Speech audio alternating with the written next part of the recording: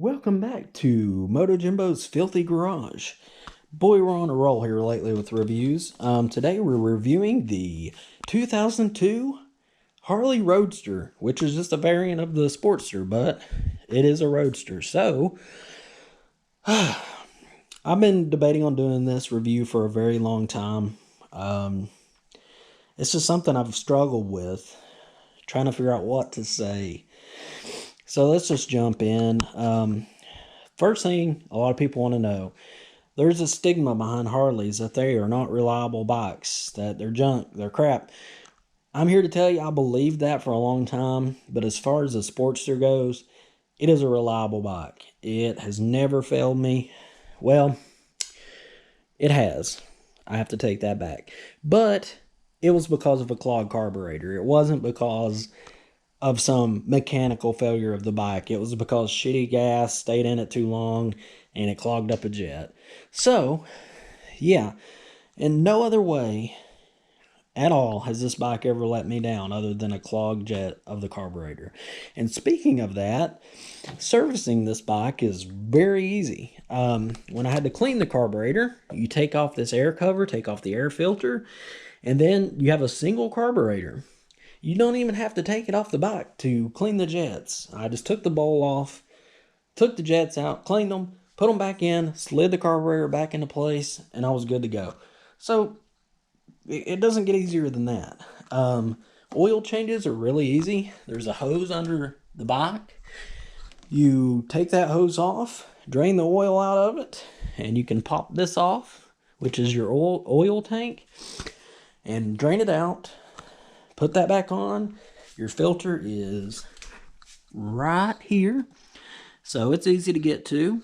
And then, obviously, it does make a little mess. I ain't gonna lie when you take that off, but just wipe it off. And then you just fill it up right there. I mean, it doesn't get any easier than that. I mean, there's no, drain bolt to remove anything. You just take the hose off and drain it, and there you go. So, yeah, it's an easy bike to work on.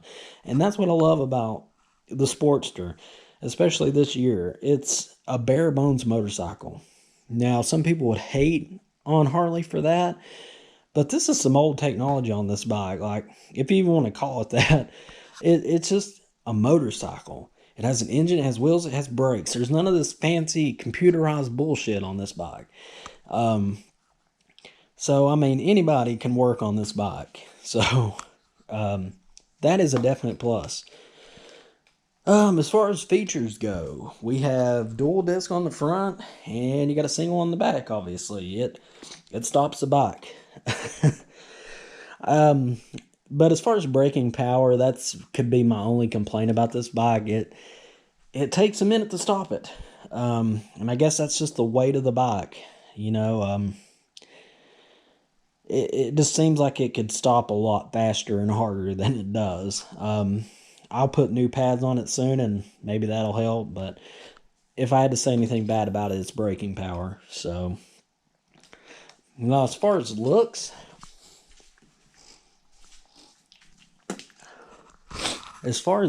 go, the Roadster is one of my favorite looking cruiser bikes ever. When I started looking at Sportsters, I got the Harley itch. I wanted one. I knew I wanted the Sportster. But as soon as I saw this paint scheme, I was sold. I was like, that's the one I want right there. I want the orange. I want it all. So, and it's just a slick looking bike to me. And I did add a windshield for my trip to Justin's home garage. And I actually thinking about leaving it on there. I kind of like it. So, and it came with those saddlebags, which I think they look fine. I've considered taking them off, but they're so convenient. So I don't believe I will. And you'll see it has passenger pegs there. I took my sister for a ride on this thing. There's not even really much of a place for a passenger with that seat. But this bike handled like shit with somebody else on it. So I wouldn't really recommend it unless they're a tiny girl. I wouldn't recommend it. It destroyed the handling of the bike. And I've had passengers on other bikes where that was not the case. Even a Rebel 250 felt better with a passenger than this thing did. So that should tell you something. Yeah, but anyways, it's a single carburetor.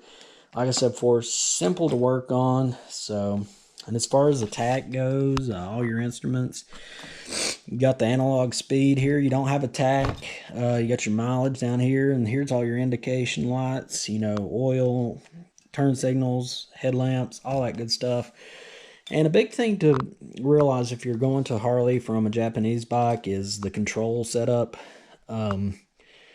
It took me a minute to get used to this. I'm used to pressing here to start, and that is actually a turn signal, and your other one is here. So I was constantly trying to start the bike like this and be like, well, why the hell won't this thing start? The start button's here. You flip that down like normal and hit that, and it starts. So I was having a hard time. And then, obviously you got your horn here, your high and low, excuse me. And even that's kind of different. I was trying to hit here for a horn, and I was just turning on a signal. So, yeah.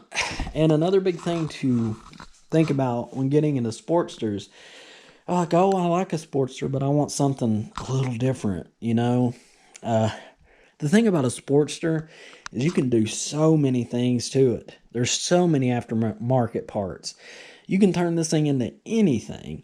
I've seen scramblers, adventure bikes, all kinds of stuff. Cafe racers, big, ape hangers with a sissy bar on the back, making them into choppers. Whatever you want to do, you can do it, and there's probably a part for it.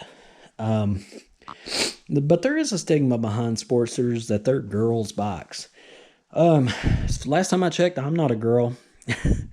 And I actually have a friend, he rode a Sportster for a while, and he's a big dude, and he had the apes on his and stuff, and he didn't look ridiculous on it. It looked fine. He had forward controls and everything. So it's only a girl's bike if a girl's riding it. You know what I'm saying? So, and like I said, I just took a 800-mile round trip on this thing a couple weeks ago, and it was fine. Like, nothing happened. I thought my ass would hurt a ton, and it did to some extent, because even though this looks nice, it's a little bit hard. So, but all in all, I wasn't sore or anything after the ride. So, yep, reliability is there. It's easy to work on. And another great thing about Sportsters and Harleys in general is the value will always be there. I paid a little under $4,000 for this bike, and I could turn around right now and sell it for the same amount I bought it for a year and a half ago. Hell, like 4 years from now, I could probably get that out of this bike as long as I keep it up. It's always going to have that value. You'll see 20-year-old Sportsters, 30-year-old Sportsters still selling for over $3,000. Unless they're clapped out and half dead, they just don't lose value. So even if you get bored, you can get your money back, get something else. And that's also a downside, though. I mean, if we're being real, a Japanese bike of this same class, half the price, that's a real big downside, is the price to enter the Harley world. It's not cheap.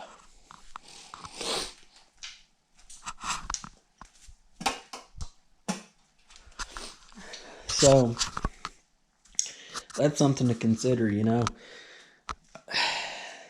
The only reason I bought a Sportster is I really wanted to get into Harleys, and I really liked the Sportster. If you're not dead set on that, you can find a bigger bike cheaper than this. And that's 100% true. But on the flip side of that is also how a different bike will devalue, unlike the Harley.